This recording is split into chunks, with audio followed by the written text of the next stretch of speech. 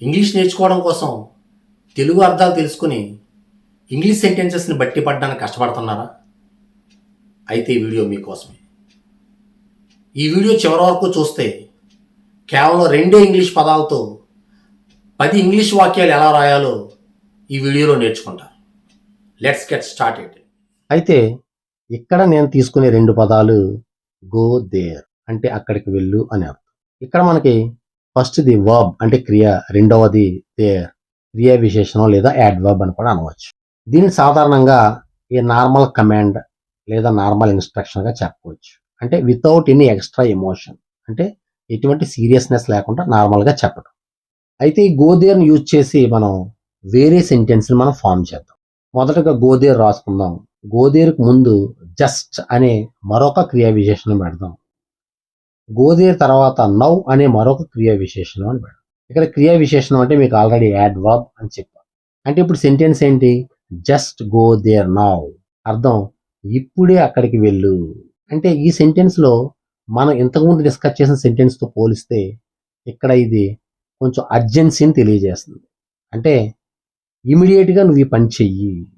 అంటే మీ ఫ్రెండ్ అడిగా ఎక్కడికి వెళ్ళమని, వాడు ఎప్పుడో వెళ్తానని చెప్పాడు, కానీ నువ్వు ఇప్పుడే అక్కడికి వెళ్ళని చెప్పాలంటే జస్ట్ గో దేర్ నౌ అంటాం. మూడో సెంటెన్స్గా ఈ గో దేర్ను వాడి నెగిటివ్ సెంటెన్స్ని ఎలా ఫామ్ చేయాలో చూద్దాం. మనకు సాధారణంగా డూ లేదా డోంట్ అనే పదాలు మనకు తెలుసు. డూ అంటే చెయ్యి, డోంట్ అంటే చెయ్యవద్దు. నెగిటివ్ సెంటెన్స్ కాబట్టి నేను డోంట్ అనే పదాన్ని గో దేర్ ముందు రాస్తున్నాను. అంటే ఇప్పుడు డోంట్ గో దేర్ అంటే అర్థం అక్కడికి వెళ్ళవద్దు. ఇది నెగిటివ్ కమాండ్ అవుతుంది లేదా నెగిటివ్ ఇన్స్ట్రక్షన్ కూడా అవుతుంది. దీన్నే వార్నింగ్ అని కూడా చెప్పవచ్చు. ఇప్పుడు అవే 2 పదాలని రిక్వెస్ట్గా ఎలా చెప్పాలో చూద్దాం. మన ఇంగ్లీష్లో 3 మ్యాజిక్ పదాలు ఉన్నాయి. అవి ప్లీజ్, థ్యాంక్ యూ, సారీ. వాటిలో ప్లీజ్ అనే పదాన్ని గోదేర్ ముందు వ్రాస్తున్నా. ఇప్పుడు అది ప్లీజ్ గోదేర్ అయింది. దాని అర్థం దయచేసి అక్కడికి వెళ్ళు అని అర్థం. ఇప్పుడు దీన్నే ఈ రిక్వెస్ట్ని నెగిటివ్ రిక్వెస్ట్గా కూడా చెప్పవచ్చు. అంటే ప్లీజ్ తర్వాత డోంట్ అనే పదాన్ని రాసి ప్లీజ్ డోంట్ గో దేర్ అని కూడా చెప్పాలి.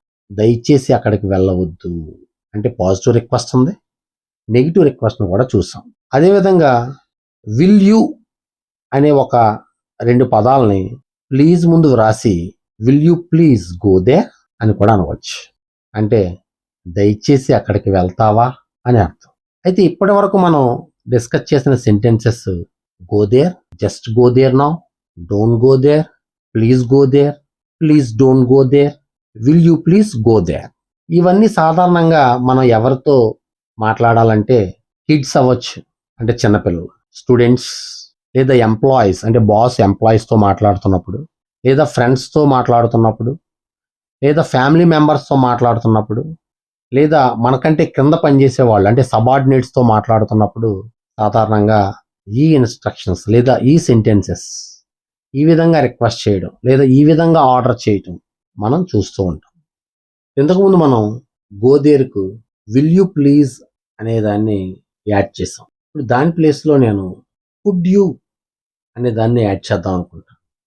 అంటే could you go there please అంటే ఆ ప్లీజ్ని తీసుకొచ్చి చివరి రాస్తాను. Could you go there please. దీన్నే ఈ విధంగా కూడా చెప్పొచ్చు. Could you please go there. Difference చూద్దాం. అంటే ప్లీజ్ని మొదటి సెంటెన్స్లో చివర రాసాం, రెండవ సెంటెన్స్లో కుడ్ యూ తర్వాత రాసాం. అంటే 2 విధాలుగా కూడా రాయొచ్చు. అయితే దీని అర్థం ఏంటో చూద్దాం. దయచేసి అక్కడికి వెళ్ళగలరా. ఇంతకుముందు will you please go there అన్నాం. దాని అర్థం దయచేసి అక్కడికి వెళ్తావా అని అర్థం. కానీ ఇక్కడ వెళ్ళగలరా అంటే కొంచెం డిఫరెన్స్ చూడొచ్చు మనం. అంటే కొంచెం మర్యాదగా అడుగుతుంది, అంటే కొంచెం ఎక్స్ట్రా పొలైట్ని యాడ్ చేసాం అనమాట. అయితే దీన్ని కూడా వేరే విధంగా కూడా చెప్పొచ్చు. వుడ్ బదులు వుడ్ను వాడదాం. Would you please go there. ఇది ముఖ్యంగా ఫార్మల్గా వాడతాం. మర్యాదపూర్వకంగా ఏదన్నా ఫార్మల్గా అంటే అఫీషియల్స్తో మాట్లాడుతున్నప్పుడు, లేదా స్ట్రేంజర్స్తో మాట్లాడుతున్నప్పుడు, కలీగ్స్తో మాట్లాడుతున్నప్పుడు, లేదా మీ బాస్తో మాట్లాడుతున్నప్పుడు, మన సీనియర్స్తో మాట్లాడుతున్నప్పుడు, ముఖ్యంగా could you please go there.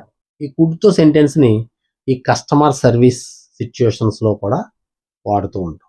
ఇప్పుడు అదే గోదేర్ ముందు కమాన్ అనే 2 పదాలను యాడ్ చేస్తున్నాను. ఇప్పుడు 2 కలిపి చదువుదాం. కమాన్ గో దేర్ అని చదవాలి. అంటే దీని అర్థం రా అక్కడికి వెళ్ళు అని అర్థం. అంటే దీని అర్థం ఎవరినైనా ఎంకరేజ్ చేయటానికి ఇలా అనవచ్చు. కమాన్ రన్ ఫాస్ట్ అనవచ్చు. అంటే ఒక రేస్ చూస్తున్నప్పుడు మన ఫ్రెండ్స్ని ఎంకరేజ్ చేయాలంటే కామన్గా ఇలా వాడుతూ ఉంటాం. అంటే ఇప్పుడు ఏదైనా ఒక ఆబ్లిగేషన్ అంటే ఒక వ్యక్తి యొక్క కర్తవ్యం కానీ ఒక బాధ్యత కానీ తెలియచేయాలి అంటే మనం ఈ గోదేరు ముందు యూ మస్ట్ అనే దాన్ని వ్రాయాలి. ఇప్పుడు కలిపి చూద్దాం. యూ మస్ట్ గో దేర్ అంటే దీని అర్థం మీరు అక్కడికి ఖచ్చితంగా వెళ్ళాలి. అంటే అక్కడికి మీరే వెళ్ళాలి అని అర్థం వస్తుంది. అంటే ఈ పని మీరు తప్ప వేరే వాళ్ళు చేయలేరు అని అర్థం. అంటే అక్కడ ఆల్టర్నేటివ్ లేదని అర్థం. దీన్ని కామన్గా మన యొక్క డ్యూటీ కానీ రూల్ కానీ ఎమర్జెన్సీని తెలియజేస్తుంది. అంటే ఇక్కడ నో అదర్ వే అనమాట. అంటే నువ్వే చెయ్యాలి. దీన్నే యూ షుడ్ గో దేర్ అని రాద్దాం. యూ షుడ్ గో దేర్ రాస్తే ఇది మీరు అక్కడికి వెళ్ళటం మంచిది అని తెలియజేస్తాం. అంటే ఇది ఒక అడ్వైజ్ లాంటిది. అంటే ఎవరికైనా అడ్వైజ్ ఇవ్వాలంటే ఏదైనా చేయడం యూ షుడ్ అనే దాన్ని గో దేర్ ముందు రాద్దాం. అంటే మనం ఏదైనా వెర్బ్ ముందు you should go there, you should study well అలా చెప్పవచ్చు. అంటే మీరు అక్కడికి వెళ్ళటం మంచిది, మీరు బాగా చదవటం మంచిది అని చెప్తాం. అదే గోదేరు ముందు ఇట్స్ బెటర్ టు అని రాద్దాం. కలిపి చూద్దాం. It's better to go there అంటే అక్కడికి వెళ్ళటం ఉత్తమం అని అర్థం. అంటే ఇక్కడ కంపారిజన్ తెలియజేస్తాను అనమాట. కంపారిజన్ అంటే చూడండి. అంటే ఫర్ ఎగ్జాంపుల్ మీ ఫ్రెండ్ వేరే దాన్ని సజెస్ట్ చేసాడు. నేను అక్కడికి వెళ్తాను అని అన్నాడు మీతో. కానీ మీరేమన్నారు? It's better to go there అంటే నువ్వు అక్కడికి బదులు ఎక్కడికి వెళ్ళటం మంచిది లేదా ఎక్కడికి వెళ్ళడం ఉత్తమం అని కంపారిటివ్గా సజెస్ట్ చేయడం దీన్ని. అంటే సజెషన్. అది అడ్వైజ్ అయితే ఇది సజెషన్ అన్నమాట. సో ఈ విధంగా మనం ఈ మూడింటిని కంపారిటివ్గా వాడాలి. నేను మళ్ళీ మీకు డీటెయిల్డ్గా ఈ మోడల్ హెల్పింగ్ వర్బ్స్ యొక్క ఉపయోగాలు నేను నెక్స్ట్ వీడియోలో నేను మీతో డిస్కస్ చేస్తాను. ఇంకా ఇంగ్లీష్లో సెంటెన్స్ కన్స్ట్రక్షన్ ఎలా చేయాలో నేర్చుకోవాలంటే నా నెక్స్ట్ వీడియోస్ ఫాలో అవ్వండి. Thank you for watching.